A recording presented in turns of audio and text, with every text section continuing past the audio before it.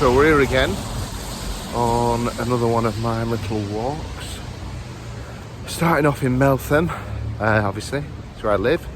And we're heading off, hopefully, up to Westenden Head, then back onto the Pennine Way, where we left it last time, and then over to Hebden Bridge. I'm expecting that this will probably be the last one of this year. I'll have to set off early and try and get to Hebden Bridge before 4 o'clock when it goes dark, so we'll just see how this one pans out. Leaving Meltham now, heading up to the footpath, and then probably in about 40 minutes we'll hit the Pennine Way. 40 minutes I reckon to get there, but 10 minutes out of Meltham and we're already in some pretty scenic areas. It's just the start of the Peak District. Not feeling overly great today. Slight cold. Hopefully it'll clear up as the walk progresses, the adrenaline flows. If not, I've got some paracetamols, and worst case I'll always bail. Obviously I started these walks because 3 months ago I fell down the stairs at my house and banged my head. Got a concussion, something which I didn't know much about. Thought it would be a week job, 2 days job sort of thing. 3 months later, head still mashed. Getting better, but obviously you should do a lot of running, jigs your head around a bit.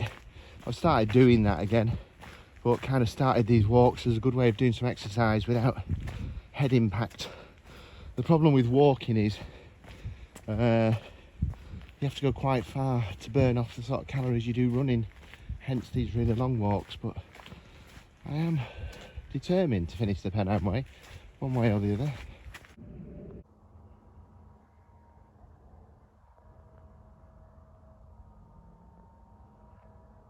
So just see Meltham down there. It's a bit hazy. That's a good long trek up the hill. Right, over to the Westenden Head path. Stick to the roads, lads. Don't stray onto the moors. That took slightly longer than planned. So what I thought was a 40-minute trek from Meltham to the top of the Westenden Head Pennine Way actually turned out to be a 57-minute trek. I'm hoping it won't affect us too much. I think if we can get to, here's the Pennine Way now, if we can get to Diggle, if we can get to Diggle for 10, I think we'll still be on track. You can see absolutely fuck all today. Things are starting to open up a bit now. Get the contrast on there.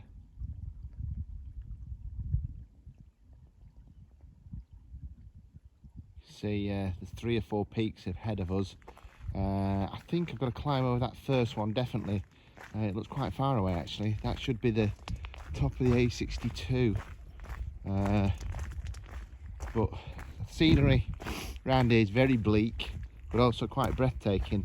It's quite amazing really that it's, you can see why this walk's so popular and why people do it, but you also feel quite exposed.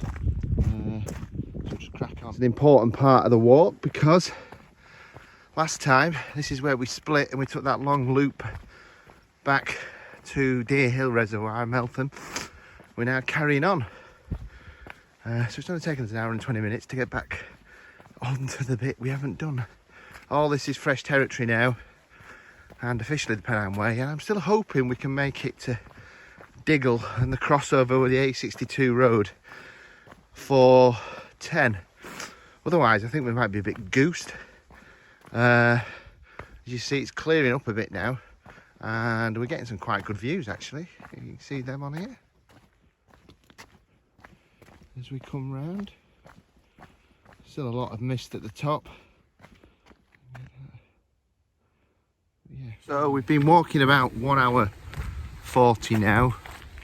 And we're not going to make it to Diggle for 10. I'm starting to wonder how much I've miscalculated now. I'll check the... Oh, sorry about that. I'll check the... Oh, God. I'll check the sunset times when I get to Diggle. I'll have to bail early. Start again. I can't do that. Surely can get to Hebden Bridge before it goes dark. Right. Oh, here we go. We're coming up to where the Pennine Way diverges off this nice path into something not looking so nice, to be honest. Jesus Christ. Oh well. Here we go. These are always the fun bits. Oh. That's a fair trek. Do we go across the river? Oh, it goes all the way up there. Jesus. So for those of you familiar with Lord of the Rings, probably know about the stairs of Cirith Ungol. So it looks like here's the real life version. Jesus God, Christ. This is awful. Oh, Jesus Christ. Oh, fuck. Oh. Whoa. What a view though. What a view. It's 10 o'clock. So I wanted to be on the A62 by now. I'm not. Shit. Very bleak around here. I think we're heading up towards Saddleworth Moor. I think we're on Saddleworth Moor. Marsden Moor, whatever it is. So I can see some more steps up there. I'm hoping we're not too far from the A62, but who knows? It's a huge miscalculation. I'll have to see when I get a signal up there how far we've got to Hebden, if it's actually possible before it goes dark. Otherwise I might retreat back into Marsden and then start the next one at Marsden.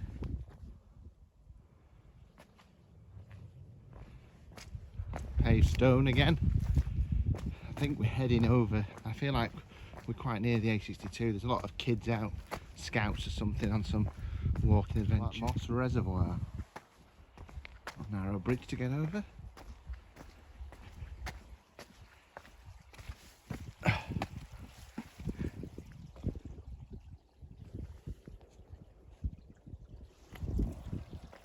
It's started to rain and I've still not made it to the Standedge cutting.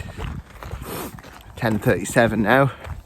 I can hear the road, so we're nearly there. I'll then decide what to do. So here we are, A62, the third Trans-Pennine road on the journey.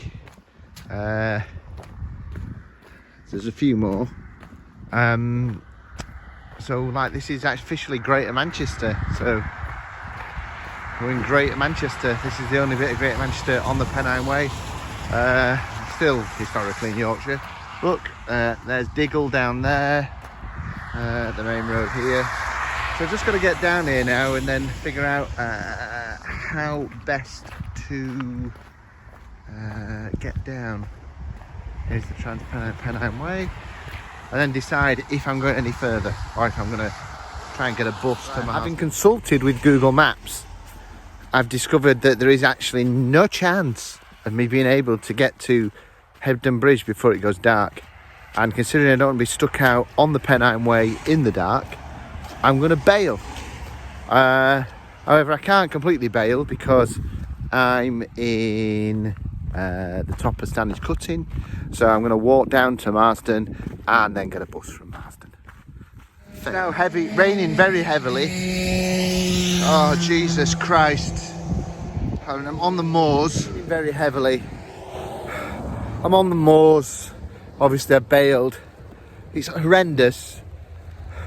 I've got to walk back to Marsden, which is at least a maybe 3-4 mile walk, and then get a bus. It's turned into a disaster again, like it always does. So I've made it back onto the main road. This is heading down into Marsden, so we're well away from the Pennine Way now. Good job I stopped walking towards Hebden Bridge because the heavens opened. It's easing off a bit now.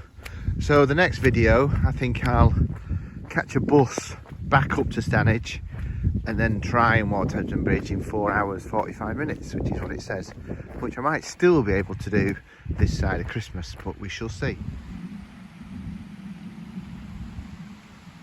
So the rain has stopped, really.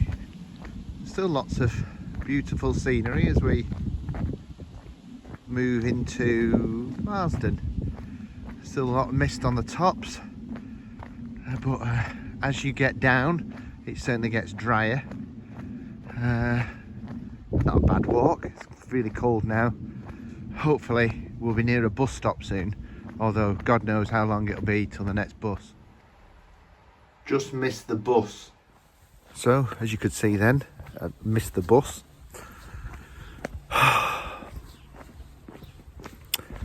So now I'm going to have to walk from Marsden to Meltham, another 4 miles. Walking through streets of Marsden because missed the bus. There's bugger all buses to Meltham. There's half an hour for the next bus to Huddersfield, but then that's a 45-minute journey there, 45-minute journey, half an hour journey back to Meltham. So sod it, walk from Marsden to Meltham. The Colne Valley. It's raining. I'm heading back up into the more bleak moorland to get to Meltham. I'm really peed off now. Let's just check the bus times. 12:36, the next bus to Meltham. So we're heading down the still on the road, the old Marsden to Meltham road. Some very nice scenery over there. Still quite a way. I think the bus might be coming soon, so I'm semi-tempted to wait for the bus. Does feel like a bit of a sellout, but there you go. I decided to give up and wait for the bus.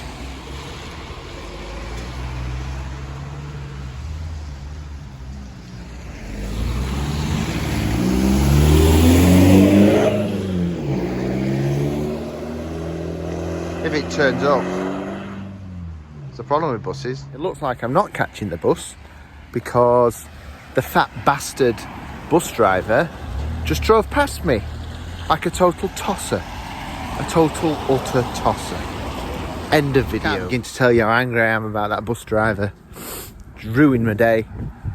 Is this him now? No. If he turns round at Meltham and comes back up here, I'm going to flag him down. I'm going to give him some grief. Just drove past me then, about 100 miles an hour. Clearly never picks up any passengers here, so can't be arsed. Just drives his bus backwards and forwards, and that's it.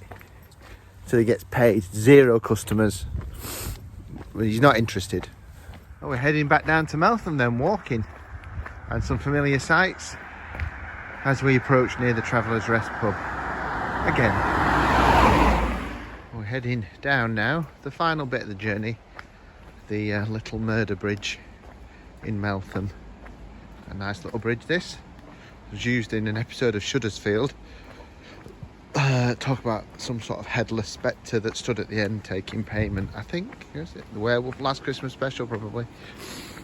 So it's a 5-hour walk. It's kind of gone tits up again, but I hope you enjoyed it.